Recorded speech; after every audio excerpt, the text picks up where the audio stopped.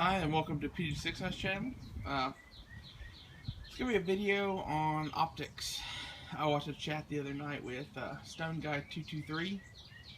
Probably send this out to him as a video response, but you should go check him out. He had a chat on optics and ammo and whether expensive glass and expensive bullets really made a difference or not.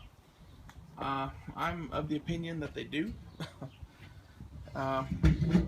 As far as ammunition goes, it really depends on what you're wanting to do. If you're wanting to get like max accuracy, you need good ammo. If you're just wanting to plink, you can have whatever ammo you want as far as I'm concerned. However, glass is an interesting subject. Optics. If you look here, there's a Bushnell TRS-25 on this Ruger 1022. This is a Leupold Acog aim point. So I didn't pull out the hunting rifles. Most of the hunting rifles I have that have scopes are like old Redfields and Weavers because I inherited them from my grandfather. So there's no real point in discussing those. Pretty much as far as I'm concerned, when it comes to optics, there are three companies for good optics: Aimpoint, Acog, and Leupold. If you're not running one of those, it's probably junk. Okay. Now Bushnell does make some nice cheap stuff, and honestly for 22s, I think this TRS-25 is a great optic. Okay. If you are not going to spend big money on a piece of glass, I would get a TRS-25. They're like $79 on Amazon, and it's actually kind of starting to rain out here a little bit. Anyway, sorry, ADD moment. $79 on Amazon, and they are better, in my opinion, than the Vortex optics. I hear lots of people all the time going, well, you should get a Vortex Spark. You should get a Vortex Strike Fire. I've had both of those suck in my opinion. The TRS-25 is half of the price of those, and it's every bit as good. Actually, it's less than half, because the Vortex Spark is like $230, and the TRS-25 is $79. So as far as budget optics go, that's what I would go with. I would avoid anything by True Glow, by NC Star, by is it Lucid? I think is that one that makes them. Anyway, it's Lucid or something that starts with an L. I forget what that one is. Honestly, they're junk too. If you're gonna go with a cheap scope, there are some other options. I would highly recommend Bushnell and Weaver. If you're gonna go with a cheaper scope, this Leupold Rifleman that's on here, it is a cheaper scope. It's on that gun simply to have something on it for now.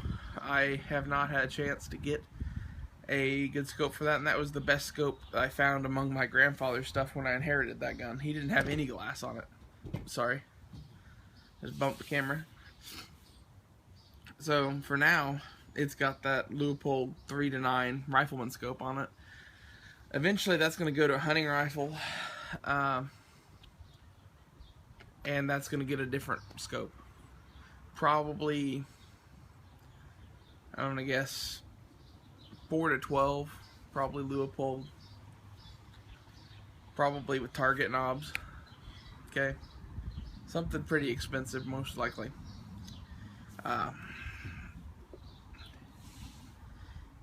Now, when it comes to the higher end shit, why should you buy something like an Aimpoint over something like a Bushnell? Well, I don't know if you guys are going to be able to see this out here or not, but no, you guys couldn't see that. There you go. Crank up the power setting. You guys should have been able to see that. It's too bright out here for the low setting it was set on. That thing has not been turned off in a year and a half. And this is an old one. This is a Comp M2. And it's still running. Okay? Now, if you get a comp M4, those last like a decade. I mean, I would have to replace the tritium in this Acog before I had to replace the battery and the aim point. That's reason number one. Reason number two is cheap optics do not hold zero. The first red dot I ever bought was an NC Star hollow sight, I think is what they called it. It's the red dot sight that's like a single pane of glass with an open back, not a tube optic. Kind of built like a RMR Dr. Optic. That thing was a big piece of shit. I mean, I've seen, since I owned that one, I've seen two of those, the glass get broken from rough handling. The one I had didn't hold zero because a screw in the base of it would come loose every time you shot the gun. Okay, it's a piece of shit scope, and it cost what this Bushnell did when I bought it. Optics have come a long way in the past 10 years or so. The cheaper stuff is better, I'll give it that. And, you know, I wouldn't have any hesitation about putting that TRS-25 on something big and worrying about recoil or anything like that. I wouldn't worry about that at all. However, you can't just leave that scope on, for one. And for two, I would not constantly adjust the dials on that thing. The windage and elevation. That's where you really separate cheap scopes from expensive scopes. With this aim point, you could sit there with a screwdriver and go back and forth all day long, 20 times a day, every day. It's because it's a high-end optic. Okay? The same thing with that Leupold, same thing with that Trigicon. You could not do that with that Bushnell. I guarantee you I could break that thing in 2 days doing that shit. Now, does that matter on a red dot? No. But when you go into like long range scopes, it matters a lot because you're going to be cranking on those dials a lot. So it really depends on what you're wanting to do as to whether or not high-end optics are worth it to you. But I'll also put it to you this way. The good low-end optics are like $200 now. Okay? Except for this TRS-25. Okay? This, I bought surplus on eBay for $300. Okay? The seller by the name of Sheepdog Gear, if you contact him outside of eBay, he will sell you one of these $300 shipped. Sheepdog Gear. I don't remember his email address. Contact him through eBay though. That'd be the best way to get a hold of him probably. The Acog, I spent $800 on that. It's worth every penny. That's a 3-power Acog, not a 4-power. The main reason I did that is weight. The 4-powers weigh a lot more.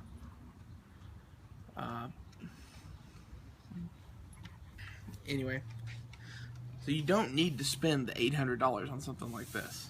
That's not what I'm saying. But you should spend more than the $79 that you would spend on this. And if you're thinking about buying a Vortex Strikefire, just go get the Comp M2. Okay, you can get these for definitely under $400 and realistically $300, like I said. Now, some people here are going to bring up EOTech. EOTech sucks. Do not buy an EOTech. My next stop after NC Star was EOTech. I was thinking, wow, I really like the reticle pattern, and you know, it's a high-end optic. It's used by the military. That's what I want. It's great and it's good until it stops working, and they all do. I mean, I've owned three EOTechs at this point in my life. Not a one of them would last as long as this aim point. This aim point was fucking used as shit when I got it, and it still has hundreds of years of life left in it. The EOTechs I bought brand new, and I wore them out within a year or two. And the main thing that they really don't do well, first off, is battery life. As they get older, they start draining batteries faster and faster. Towards the end, my CR123 model was draining a CR123 about once a month. Okay? And then you add in addition to that, the other main flaw with the EOTech is that the batteries are in line with the recoil of the gun. But you might say, well, they are in the aim point too. Yeah, but the aim point knows how to fucking do that, apparently. The way the EOTech is held together and shit, those batteries bounce back and forth in there and they damage shit. That's just in my experience. I lost one of those 3 EOTechs to that. The other 2 I gave up on before that happened. Okay? There's not good optics. I hear people all the time, especially law enforcement officers. Leos don't have as much money to spend on optics as some other people. And they are easily swayed by the whole, 1 MOA dot, 65 MOA ring argument, which, honestly, what I want is a fucking aim point with an EOTech reticle in it. The EOTech has a great reticle. They just don't hold up. Anyway. But I always hear law enforcement officers mainly talking about it, and I think the reasoning for that is they have right at about $400 to spend. And most aim points don't come with a mount if you get them for $400 or $500. Okay, these military surplus ones do. And they're starting to fix that in their civilian line too. But for a long time, EOTechs had a mount built into it for less money than an aim point without a mount. That mixed in with the fact that, well, every officer I know uses one and he has no problems with it. And the reason they all have no problems with it is because they take that rifle out twice a year and shoot maybe 120 rounds a setting. Well, that's grand, doing that, the EOTech is going to last a very long time. Okay, this thing has thousands of rounds through it. It had thousands of rounds through it before I ever even got it, and I've added thousands more. I'm here to tell you, if you actually shot that gun a lot, you had to, that EOTech's going to fail. In fact, in my review of the EOTech, I said it'd make a great patrol rifle optic because it's going to get carried a lot and shot very little. And if you're looking at it from that perspective, EOTech is awesome. Okay? I just don't ever take it to some sort of training thing and don't take it to the range when you go plinking. That's mainly what I do with mine. So I love to plink with optics on. That's fun to me. Okay, so they tend to get a lot of rounds on them. That's why I've worn out three EOTechs. Okay, that's the end of rant on EOTech. Trigicon. Trigicon is not all good. Trigicon makes the Acog. The Acog is good. Everything else Trigicon makes sucks. Except for the AcuPoint. I kind of like the AcuPoints too. But all of Trigicon's red dots, don't buy them. They aren't worth the money. Go get a name point. Why do I say that? Well, because like a Trigicon SRS is going to be like $800 or $900. And you could buy 3 of these for that price. And is the SRS good? No, it's not. We'll get to that in a minute. Is it more good than 3 aim points? Definitely not. Okay, why is the SRS not any good? It doesn't survive. Okay, I have not personally had one of these, but I have seen 2 people who did, who shot their guns a lot, and they were garbage by, I don't know, 2 months in, 3 months in. Okay, I haven't checked in with the Haas USMC lately. I think his is still working. His that he stole from Trigicon. Well, not stole, they forgot to get it back from him. That's an interesting story. But he got a Trigicon SRS on top of a dummy rifle they were using in some video out in Vegas after SHOT Show, and it ended up in his stuff, and it ended up never going back to Trigicon. I think they just told him to keep it anyway. But that optic, he went and ran shit tons of rounds through, and he had mixed results on it. Okay, sometimes it'd work, sometimes it wouldn't. This is the last I heard from him. Maybe he's changed his opinion, I don't know. The other one I've seen personally that had issues, it was mainly, it liked to fog up and it had issues with actually reliably turning on. And that was probably batteries. It wasn't my optics, so I never really got to diagnose it, but based on what I saw of that optic in person, I would not waste my money on it. Especially not when the Acog is $800 or $900 and it's $800 or $900. Go get the fucking Acog. A lot of people go, well, you can't do CQB with the Acog. Fuck yes, you can. You shoot with both eyes open. Your left eye sees the target. Your right eye sees the reticle. I have scopes that do not have a front on them. Okay? That are made to do this with. The Acog is made to do that at close range, and then at long range you use the magnified. That's what it's made for. So don't bitch at me just because you don't know how to use an Acog. Anyway, so someone at this point is probably gonna go, "What about Night Force? Or what about the Super Sniper scopes or whatever?" I actually like the look of the Super Sniper scopes. I've never used one. I would love to get one for this thing. And I'm talking about the SWFA Super Sniper. It's a fixed 10 power. They also have like a 4-20 and a 1-4, I think. It looks like a good scope. I've never seen one in person, but people I know who have them like them. If that means anything to you. Okay, moving on. Night Force. Why don't I run Night Force? Why don't I like Night Force? I'd rather have a Leupold. That's what it comes down to. Night Force is a shit ton more expensive than Leupold.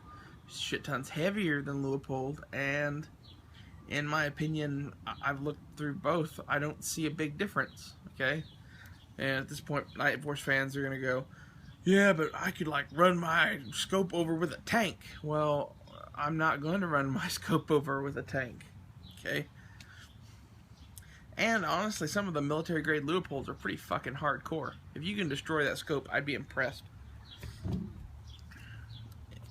And it's not like I'm talking about putting on carbines. If I'm using a Leupold, it's going to be on a rifle like this, like a precision gun. So anyway, that's pretty much what I think of optics, as far as, carbines and fighting rifles, sniper rifles. Those are the things I'm going to put optics on. You might say, well, battle rifles too. Well, if I had a battle rifle I could put a scope on, yes. That's a whole nother video.